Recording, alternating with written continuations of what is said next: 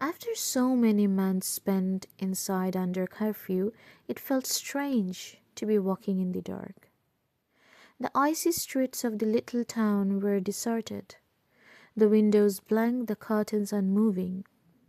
I wanted along I walked along briskly in the shadows, a shawl pulled high over my head in the hope that even if someone happened to look out, they would see only an unidentifiable shape hurrying through the back streets. It was bitterly cold, but I barely felt it. I was numb as I made the 15-minute journey to the outskirts of the town, to the Fourier farm where the Germans had belated themselves almost a year earlier. I lost the ability to think. I became a thing, walking. I was afraid that if I let myself think about where I was going, I would not be able to make my legs move, one foot placing itself in front of the other. If I thought, I would hear my sister's warnings, the unforgiving voices of the other townspeople if it were to emerge that I had been seen visiting her commandant under cover of night. I might hear my own fear. Instead, I muttered my husband's name like a mantra. Edward, I will free Edward. I can do this. I held the painting right tight under my arm. I had reached the outskirts of the town. I turned left where the dirt road became rough and rutted, the lanes already poked, surface further destroyed by the military vehicles that passed up and down. My father's old horse had broken a leg in one of these ruts the previous year. He had been ridden too hard by some German who hadn't been looking where he was going. Aurelian had wept when he heard the news, just another blameless casualty of the occupation. These days, nobody wept for the horses. I will bring Edward home. The moon disappeared behind a cloud and I stumbled down the farm track, my feet several times disappearing into ruts of icy water so that my shoes and stockings were drenched and my cold fingers tightened around the painting for fear that I would drop it. I could just make out the distant lights within the house and I kept walking towards them. Dim shapes moved ahead of me on the verges, rabbits perhaps, and the outline of a fox crept across the road, pausing briefly to stare at me, insolent and unafraid.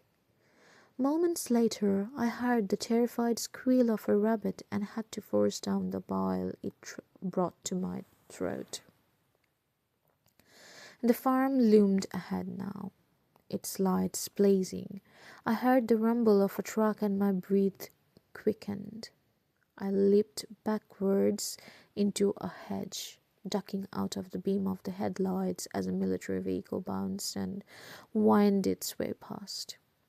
In the rear, under a flap of canvas, I could just make out the faces of women seated beside each other.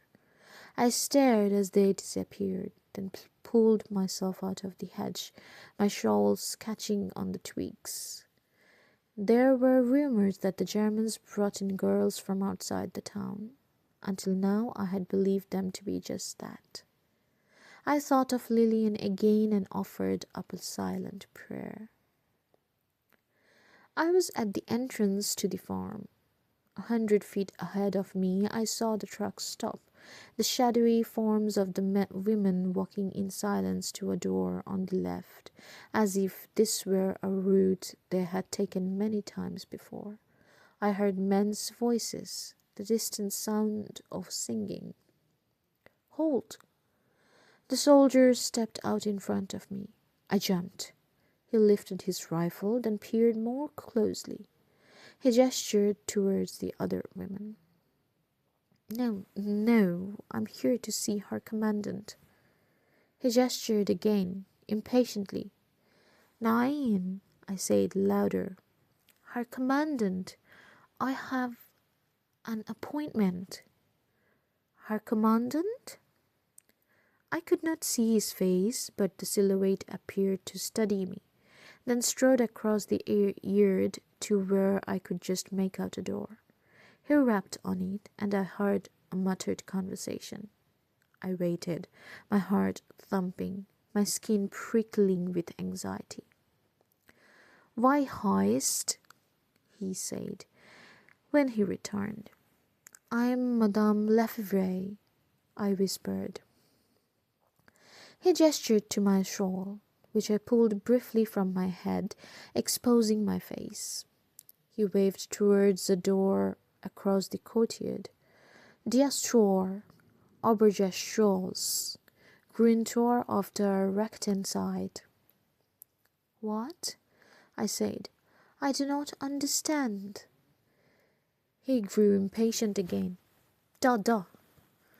He gestured, taking my elbow and propelling me forwards roughly. I was shocked that he would treat a visitor to the commandant in such a way, and then it dawned on me. My protestations that I was married were meaningless. I was simply another woman, calling on Germans after dark. I was glad that he could not see the color that sprang to my cheeks. I wrenched my elbow from his grasp and walked stiffly towards the small building on the right. It was not hard to see which room was his. Light crept from under only one door. I hesitated outside, then knocked and said quietly, "Herr Commandant?"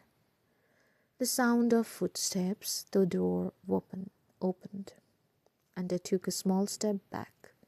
He was out of his uniform, dressed in a striped, collarless shirt and braces, a book dangling from one hand as if I had interrupted him. He looked at me, half smiled as if in greeting, and stepped back to allow me in. The room was large, thick with beams, and its floorboards covered with rugs, several of which I thought I recognized from the homes of my neighbors. There was a small table and chairs, a military chest, its brass corners glowing in the light of two acetylene lamps, a coat hook from which hung his uniform, and a large easy chair by a generously stacked fire. Its warmth was evident even from the other side of the room. In the corner was a bed with two thick quilts. I glanced at it and looked away. "Here," he was standing behind me, lifting the shawls from my back. "Let me take these." I allowed him to remove them and hang them on the coat hook, still clutching the painting to my chest. Even as I stood almost paralyzed, I felt ashamed of my shabby clothing. We could not wash clothes often in this cold. Wool took weeks to dry, or simply froze into rigid shapes outside. "It's bitter out," he observed. "I can feel it on your clothes." Yes, my voice, when it emerged, sounded unlike my own. "This is a hard winter, and I think we have some months of it to come yet. Would you like a drink?" He moved to a small table and poured 2 glasses of wine from a carafe. I took one from him wordlessly. I was still shivering from my walk. "You can put the package down," he said. I had forgotten I was holding it. I lowered it to the floor, still standing. "Please," he said, "please sit." He seemed almost irritated when I hesitated, as if my nervousness were an insult.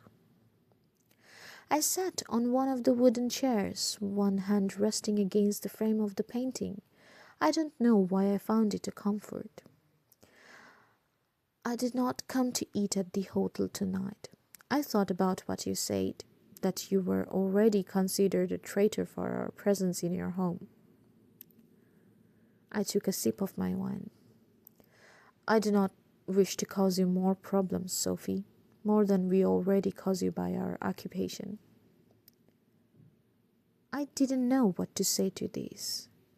I took another sip. His eyes kept darting to mine. as if he were waiting for some response. From across the courtyard we could hear singing. I wondered whether the girls were with the men, then who they were, which villages they had come from. Would they too be paraded through the streets as criminals afterwards for what they had done? Did they know the fate of Lillian Bethune? Are you hungry? He gestured towards a small tray of bread and cheese. I shook my head. I had had no appetite at all. It's not quite up to the normal standards of your cooking, I admit. I was thinking the other day of that duck dish you made last month, with the orange. Perhaps you would do that for us again. He kept talking. But our supplies are dwindling. I found myself dreaming of a Christmas cake called Stollen. Do you have it in France? I shook my head again. We sat on each side of the fire. I felt electrified, as if each part of me were freezing, transparent. I felt as if he could see through my skin. He knew everything. He held everything. I listened to the distant voices, and every now and then my presence there hit me. I am alone with the commandant, in the German barracks, in a room with a bed.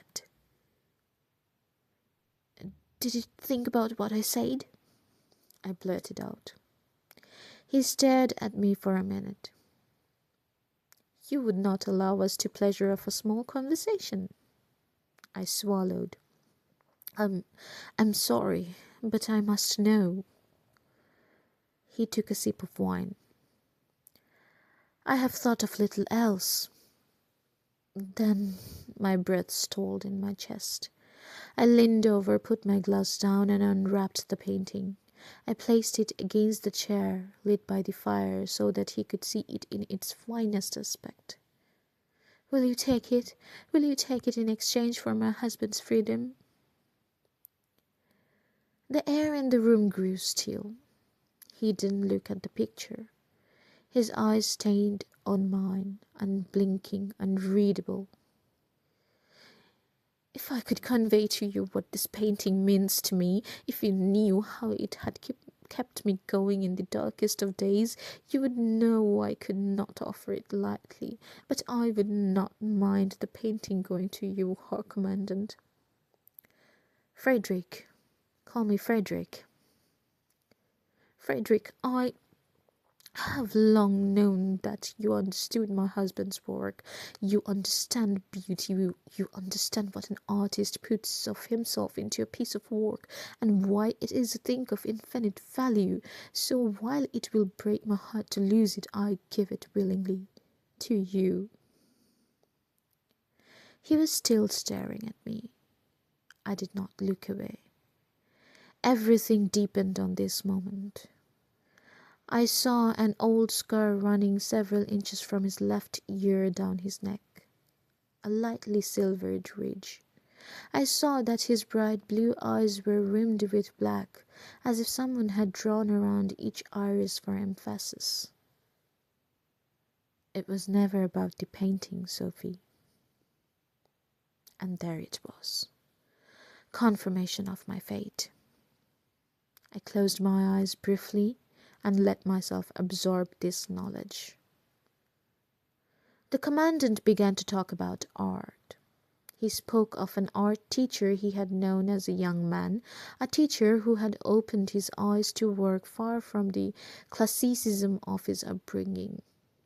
He spoke of how he had tried to explain this rougher, more elemental way of painting to his father, and his disappointment at the older man's incomprehension. He told me it looked unfinished, he said sadly. He believed that veering from the traditional was an act of rebellion itself. I think my wife is much the same. I barely heard him. I lifted my glass and took a long draught. May I have some more? I said. I emptied it, then asked for it to be refilled again. I have never drunk like that, before or since. I didn't care if I appeared rude. The commandant continued to talk, his voice a low monotone. He didn't ask anything of me in return. It was as if he wanted me only to listen. He wanted me to know that there was someone else behind the uniform and the peaked cap, but I barely heard him. I wished to blur the world around me, for this decision not to be mine. Do you think we would have been friends if we had met in other circumstances? I like to think we would. I tried to forget that I was there, in that room, with a German's eyes upon me. I wanted to be a thing, unfeeling, unknowing. Perhaps. Will you dance with me, Sophie? The way he kept saying my name, as if he were entitled to. I put down my glass and stood, my arms useless at my sides as he walked over to the gramophone and put on a slow waltz. He moved towards me and hesitated just a minute before putting his arms around me. As the music crackled into life, we began to dance. I moved slowly around the room, my hand in his, my fingers light against the soft cotton of his shirt. I danced, my mind blank, vaguely unconscious of his head as it came to rest against mine. I smelled soap and tobacco, felt his trousers brush against my skirt. He held me, not pulling me to him, but carefully, as one might hold something fragile. I closed my eyes, allowing myself to sink into a haze, trying to train my mind to follow the music, to put myself somewhere else. Several times I tried to imagine he was Edward, but my mind wouldn't let me. Everything about this man was too different. His feel, his size against mine, the scent of his skin. Sometimes he said softly, "It seems there is so little beauty left in this world, so little joy. You think life is harsh in your little town, but if you saw what we see outside it, nobody wins. Nobody wins in a war like this." It was as if he was speaking to himself. My fingers rested on his shoulder. I could feel the muscles move beneath his shirt as he breathed. "I am a good man, Sophie," he murmured. "It is important to me that you understand that we understand each other." And then the music stopped. He released me reluctantly and went to reset the needle. He waited for the music to start again, and then, instead of dancing, he gazed for a moment at my portrait. I felt a glimmer of hope. Perhaps he would still change his mind? But then, after the slightest hesitation, he reached up and gently pulled one of the pins from my hair. As I stood, frozen, he removed the remaining pins carefully, one by one, placing them on the table, letting my hair fall softly around my face. He had drunk almost nothing, but there was a glazed quality to his expression as he watched, melancholy. His eyes searched mine, asking a question. My own gaze was unblinking, like that of a porcelain doll, but I did not look away. As the last of my hair was released, he lifted a hand and allowed the lock to trail through his fingers. His stillness was that of a man afraid to move, a hunter unwilling to startle his prey. And then he took my face gently between his hands and kissed me. I felt momentary panic. I couldn't bring myself to kiss him back, but I allowed my lips to part for his, closed my eyes, Shock made my body alien to me. I felt his hands tighten around my waist, felt him propelling me backwards towards the bed, and all the while a silent voice reminded me that this was a trade. I was buying my husband his freedom. All I had to do was breathe. I kept my eyes closed, lay down against the impossible softness of the quilts. I felt his hands on my feet, pulling my shoes off, and then they were on my legs, sliding slowly up under my skirt. I could feel his eyes on my flesh as they rose higher. Edward. He kissed me. He kissed my mouth, my chest, my bare stomach, his breathing audible, lost in a world of his own imaginings. He kissed my knees, my stockinged thighs, letting his mouth rest against bare skin as if its proximity were a source of unbearable pleasure. "Sophie," he murmured, "oh, Sophie." And as his hands reached the innermost part of my thighs, some treacherous part of me sparked into life, a warmth that was nothing to do with the fire. Some part of me divorced itself from my heart and let slip its hunger for touch, for the weight of a body against my own.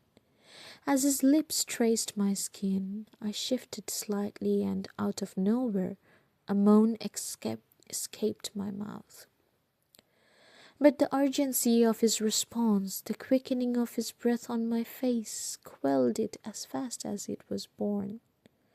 My skirts were pushed up, my blouse pulled from my chest, and as I felt his mouth on my breast, I found myself turning, like some mythical figure, to stone. German lips, German hands. He was on top of me now, his weight pinning me to the bed. I could feel his hands tugging at my underclothes, desperate to get inside them. He pushed my knee to one side, half collapsing on my chest in his desperation.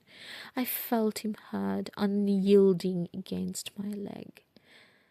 Something ripped, and then, with a little gasp, he was inside me, and my eyes were tight shut, my jaw clenched to stop myself crying out in protest. In.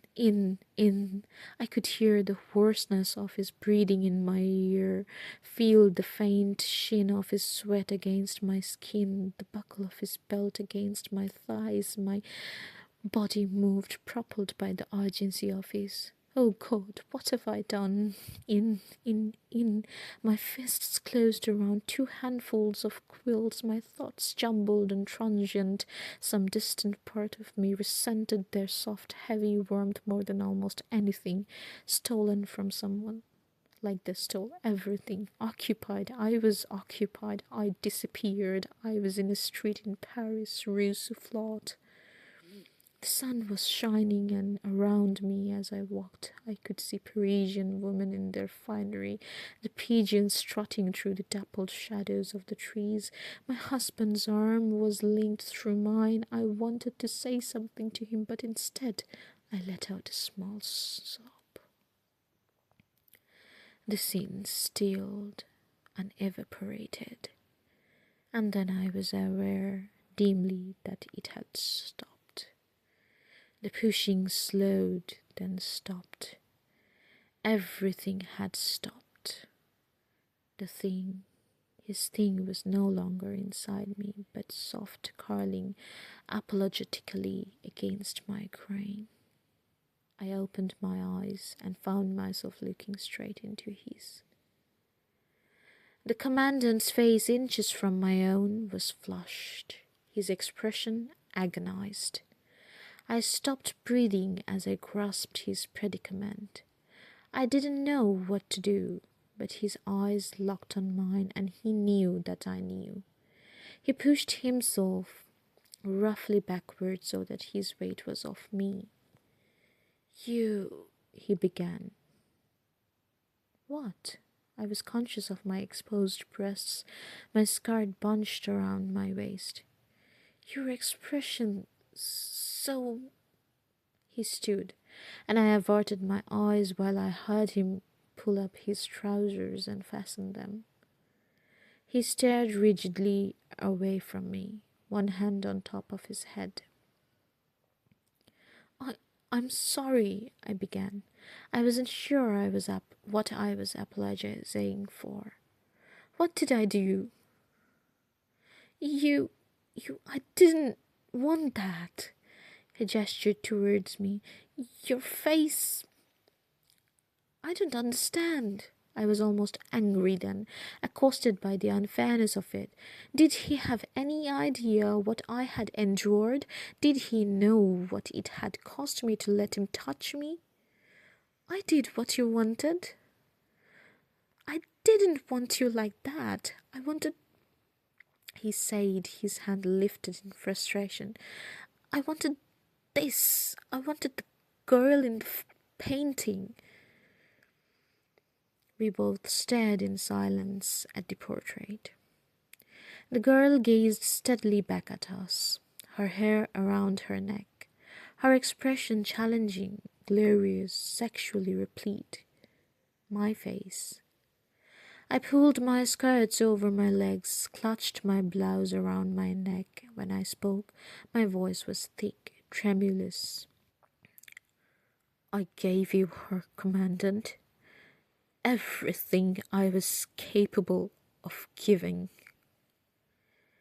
His eyes became opaque, a sea of that had frozen. The tick jumped in his jaw, a juddering pulse. Get out, he said quietly. I blinked. I'm sorry, I stammered. Then I realized I had heard him correctly. If I can't. Get out, he roared. He grabbed my shoulder, his fingers digging into my flesh, and wrenched me across the room. My shoes, my shawls. Out, damn you. I had time only to grab my painting, and then I was propelled out of the door. Stumbling to my knees at the top of the stairs, my mind still struggling to grasp what was happening. There was the sound of a tremendous crash behind the door, and then another, this time accompanied by the sound of splintering glass. I glanced behind me. Then barefoot, I ran down the stairs, across the courtyard, and fled. It took me almost an hour to walk home. I lost the feeling in my feet after a quarter of a mile. By the time I reached the town, they were so frozen that I was not aware of the cuts and grazes I had collected on the long walk up the flinted farm track. I walked on, stumbling through the dark, the painting under my arm, shivering in my thin blouse, and I felt nothing. As I walked, my shock gave way to understanding of what had I done, and what I had lost. My mind spun with it. I walked through the deserted streets of my hometown, no longer caring if anyone saw me. I reached Le Coq Rouge shortly before 1 o'clock. I heard the clock chime a solitary note as I stood outside, and wondered briefly whether it would be better for everyone if I failed to let myself in at all. And then, as I stood there, a tiny glow appeared behind the gauze curtain, and the bolts were drawn back on the other side. Helene appeared, her night bonnet on, her white shawl around her. She must have waited up for me. I looked up at her, my sister, and I knew then that she had been right all along. I knew that what I had done had put our entire family at risk. I wanted to tell her I was sorry. I wanted to tell her I understood the depth of my mistake and that my love for Edward, my desperation for our life together to continue, had made me blind to everything else. But I couldn't speak. I just stood in the doorway, mute. Her eyes widened as she took in my bare shoulders, my naked feet. She reached out a hand and pulled me in, closing the door behind her. She placed her shawl around my shoulders, smoothed my hair back from my face. Wordlessly, she led me to the kitchen, closed the door, and lit the range. She heated a cup of milk, and as I held it, I couldn't drink it. She unhooked our tin bath from its place on the wall and put it on the floor, in front of the range. She filled copper pot with water, which she boiled, wrenched from the stove, and poured into the pot. When it was full enough, she walked around me and carefully removed the shawl. I unlaced my blouse, then lifted my chemise over my head, as she might with a child. She unbuttoned my skirts at the back, loosened my corset, then unhooked my petticoats, laying them all on the kitchen table until I was naked. As I began to shake, she took my hand and helped me step into the bath. The water was scalding, but I barely felt it. I lowered myself so that most of me, except my knees and shoulders, was under the water, ignoring the stinging of the cuts on my feet. And then my sister rolled up her sleeves, took a washcloth, and began to soap me, from my hair to my shoulders, from my back to my feet. She bathed me in silence, her hands tender as she worked, lifting each limb, gently wiping between each finger, carefully ensuring that there was no part of me not cleansed. She bathed the soles of my feet, delicately removing the small pieces of stone that had embedded themselves in the cuts. She washed my hair, rinsing it with a bowl until the water ran clear, then combed it out, strand by strand. She took the washcloth and wiped at the tears that rolled silently down my cheeks. All the while she said nothing. Finally, as the water began to cool and I started to shake again, from cold or exhaustion or something else entirely, she took a large towel and wrapped me in it. Then she held me, put me into a nightgown, and led me upstairs to my bed. "Oh, Sophie," I heard her murmur as I drifted into sleep, and I think I knew even then what I had brought down upon us all. What have you done? Days passed. Helene and I went about our daily business like two actors. From afar, perhaps we looked as we always had, but each of us floundered in a growing unease. Neither of us talked about what had happened. I slept little, sometimes only 2 hours a night. I struggled to eat. My stomach coiled itself tightly around my fear even as the rest of me threatened to unravel. I returned compulsively to the events of that fateful evening, berating myself for my naivety, my stupidity, my pride. For it must have been pride that had brought me to this. If I had pretended to enjoy the commandant's attentions, if I had imitated my own portrait, I might have won his admiration. I might have saved my husband. Would that have been such a terrible thing to do? Instead, I had held on to this ridiculous notion that by allowing myself to become a thing, a vessel, I was somehow lessening my infidelity. I was somehow being true to us, as if that could make any difference to Edward. Each day I waited. heart in mouth, and watched silently as the officers filed in and the commandant wasn't with them. I was afraid to see him, but I was more afraid of his absence and what it might mean. One night, Helene plucked up the courage to ask the officers with the salt and pepper mustache where he was. But he just waved a hand and said he was too busy. My sister's eyes met mine, and I knew that was no comfort to either of us. I watched Helene and felt cowed by the weight of my guilt. Every time she glanced at the children, I knew she was wondering what would become of them. Once I saw her talking quietly to the mayor, and I thought I heard her asking him to take them if anything happened to her. I say this because he looked appalled, as if he were astonished that she should even think such a thing. I saw the new lines of strain as they threaded in their way around her eyes and jaw, and knew that they were my doing. The smaller children seemed oblivious to our private fears.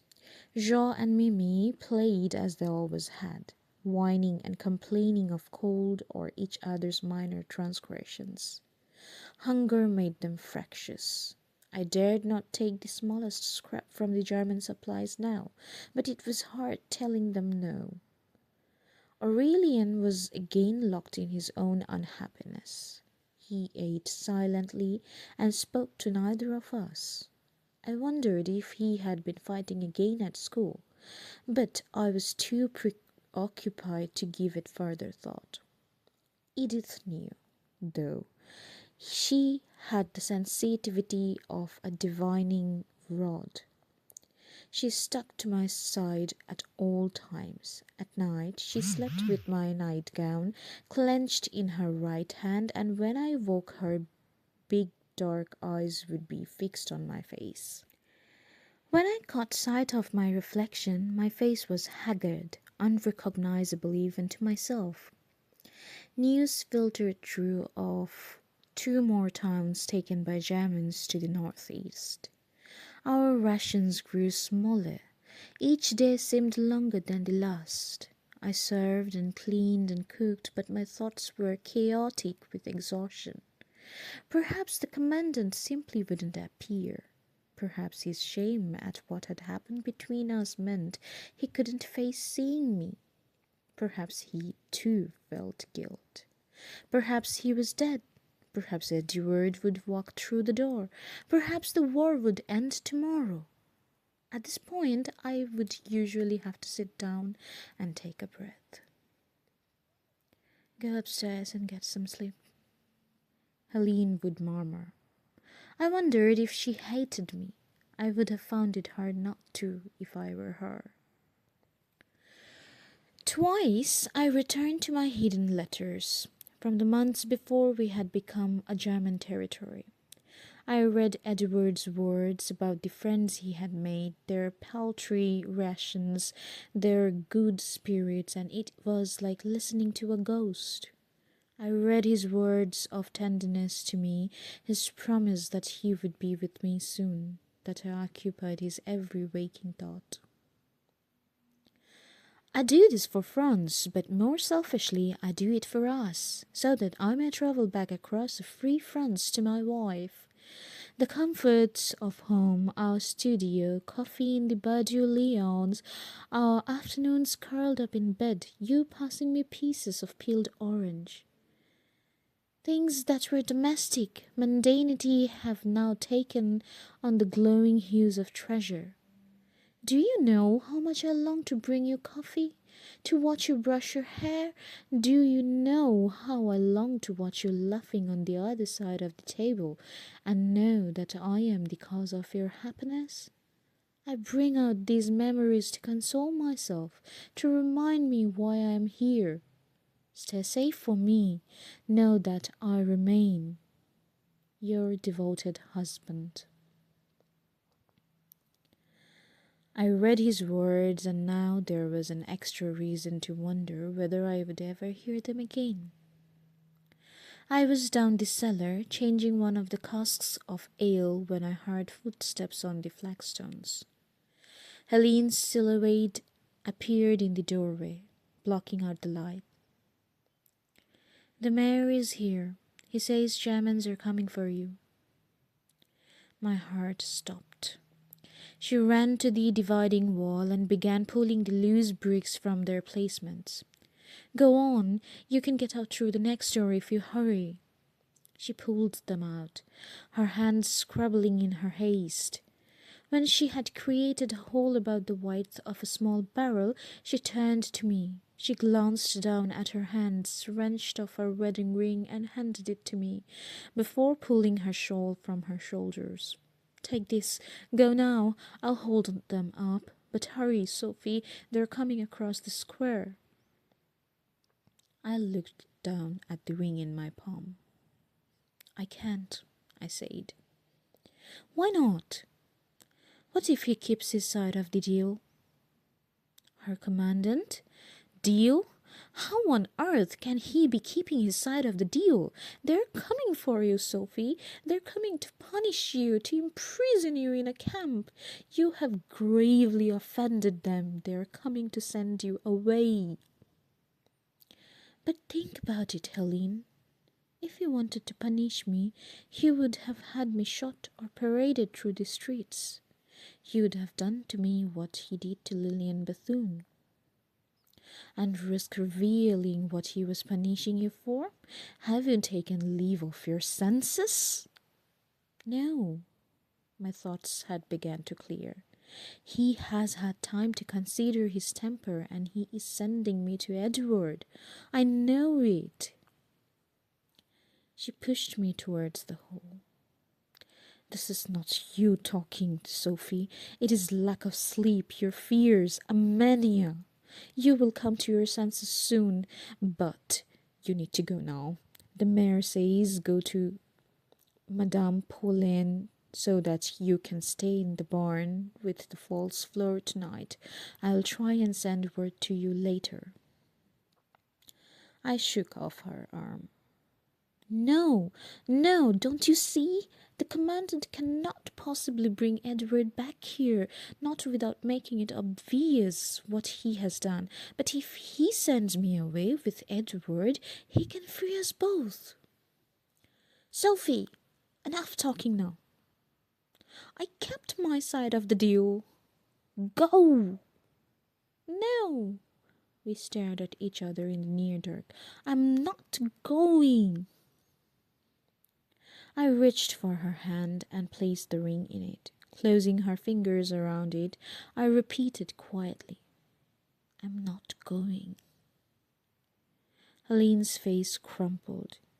"You cannot let them take you, Sophie. This is insanity. They are sending you to prison camp. Do you hear me? A camp. The very thing you said would kill Edward." But I barely heard her. I straightened up and let out a breath. I felt strangely relieved. If they were coming only for me, Helene was safe, the children too. I was right about him all along, I'm sure.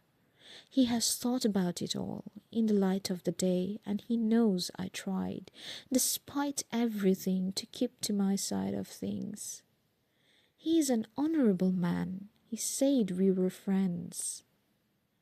My sister was crying now. "Please, Sophie, please don't do this. You don't know your own mind. You still have time." She tried to block my path, but I pushed past her and began to walk up the stairs. They were already in the entrance to the bar when I emerged. 2 of them in uniform. The bar was silent and 20 pairs of eyes landed on me. I could see old René, his hand trembling on the edge of the table. Mesdames Louvier and Durand talking in hushed voices. The mayor was with one of the officers, gesticulating wildly, trying to convince him to change his mind, that there must have been some mistake. "It is the orders of the commandant." the officer said. But she has done nothing. This is a travesty. Courage, Sophie, someone shouted. I felt as if I were in a dream. Time seemed slow, the voices fading around me. One of the officers beckoned me forward and I stepped outside. The sun's watery light flooded the square. There were people standing on the street, waiting to see the cause of the commotion in the bar. I stopped for a moment and gazed around me, blinking in the daylight after the gloom of the cellar. Everything seemed suddenly crystalline, redrawn in a finer, brighter image, as if it were imprinting itself on my memory. The priest was standing outside the post office, and he crossed himself when he saw the vehicle that had sent to take me away. It was, I realized, the one that had transported those women to the barracks. That night seemed an age ago. The mayor was shouting, "We will not allow this. I want to register an official complaint. This is the limit. I will not let you take this girl without speaking to the commandant first." "These are his orders." A small group of older people were beginning to surround the men, as if to form a barrier. "You cannot persecute innocent woman," Madame Livier was declaiming.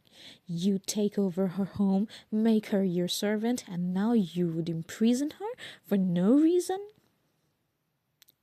"Sophie, here." My sister reappeared at my shoulder. "At least take your things." She thrust a canvas bag at me. It overflowed with belongings she had hurriedly stuffed into it. "Just stay safe. Do you hear me? Stay safe and come back to us." The crowd was murmuring its protest. It had become a febrile, angry thing growing in size.